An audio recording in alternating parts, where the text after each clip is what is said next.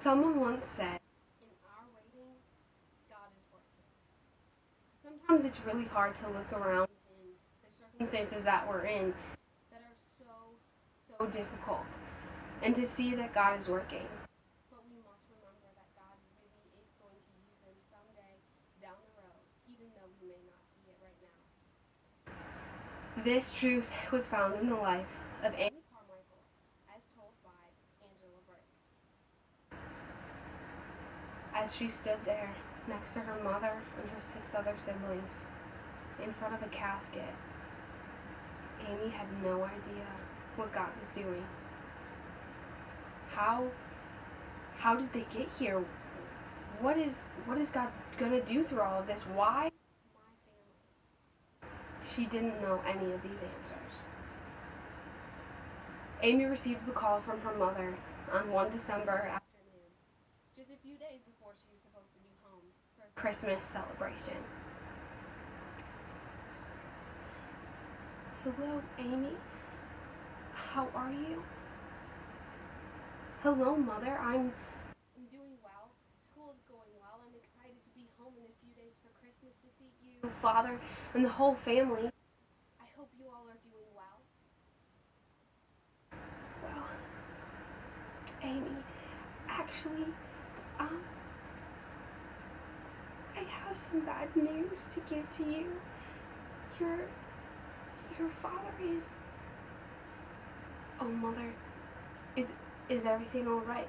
I hope he's all right. Please tell me he's all right. He's gone, Amy. He is gone.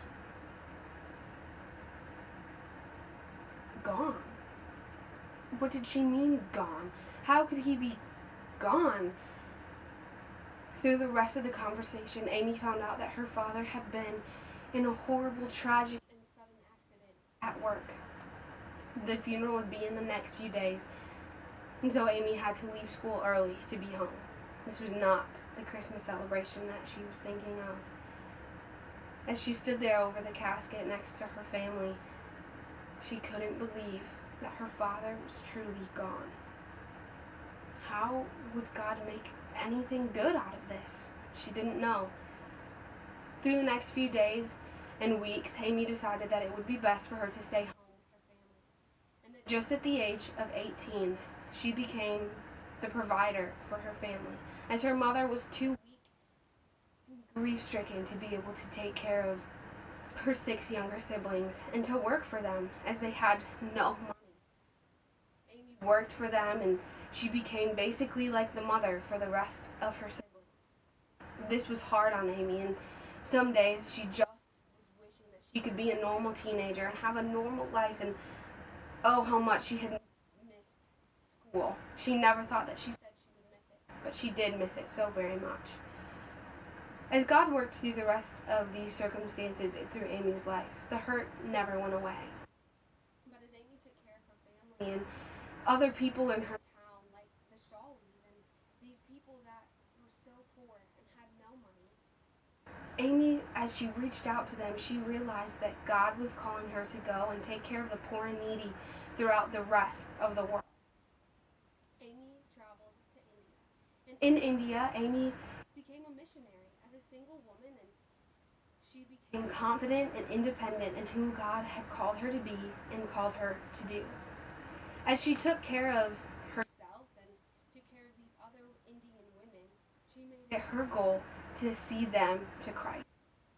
And as women were getting saved, Amy was really loving her life and who she was in India as this woman that was just doing the best that she could with what she had. But what she didn't realize is that one night, God was going to call her to something huge, something bigger than she had ever had to take on. Amy was getting ready for bed that night, and she thought she heard something outside, which was weird. She almost never heard anything in the part of the village where she was at. She was remote and in this small little hut, nearby pretty much nowhere. She listened again and decided to go to the door and see what could be out there.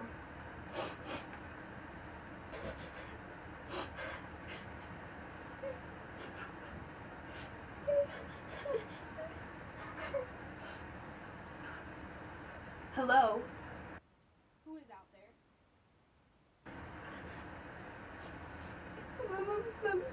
Me.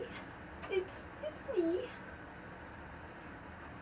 Oh my, Karina, come inside. Come inside, darling. It's all right. Come inside. What? What are you doing at my door? Is everything okay? Are you all right? I ran away because I didn't want to be there anymore. It it was scary. It was very scary. Oh, darling, I'm so glad you came to me. I will keep you safe. Don't worry. You just sleep tonight. And I will still be here in the morning. You're safe with me. Don't you worry. Okay, Missionary. Okay. Prina was just a small, trembling little girl at Amy's door, and she didn't know what she was going to do with her. She tried to be so very calm as she was talking to Prina, but this was a lot to take on. She didn't know what to do, but through the rest of the night, as she prayed and sought God about what to do, she knew she couldn't take Prina back to the temple, because there, Prina is just a little girl who was a prostitute, along with so many other little children that had been sold and abandoned by their parents. Amy decided that God was calling her to become the mother of Prina, to take her in and to take care of her. And so, that is what she did. And for the rest of her life, Amy went on to take in child after child, boys and girls, and save them from this horrible system that they were in, the prostitution of the temple. So she took them in and she took care of them. She became Amma, mother, to these kids, these Indian little children that had nowhere else to go. Amy didn't realize back when she was 18 and she was basically mother of all of her siblings that this is what God was calling her to. Something that was so huge and so fulfilling. And had she not let God use the horrible circumstance of God taking her father home to heaven, had she not let God use that in her, she would have not been able to be the impact that she was on these children. So remember, whatever you go through, God is with you, and He is working everything out. And you may not see it till farther down the road, but just remember, God is working, and you are waiting.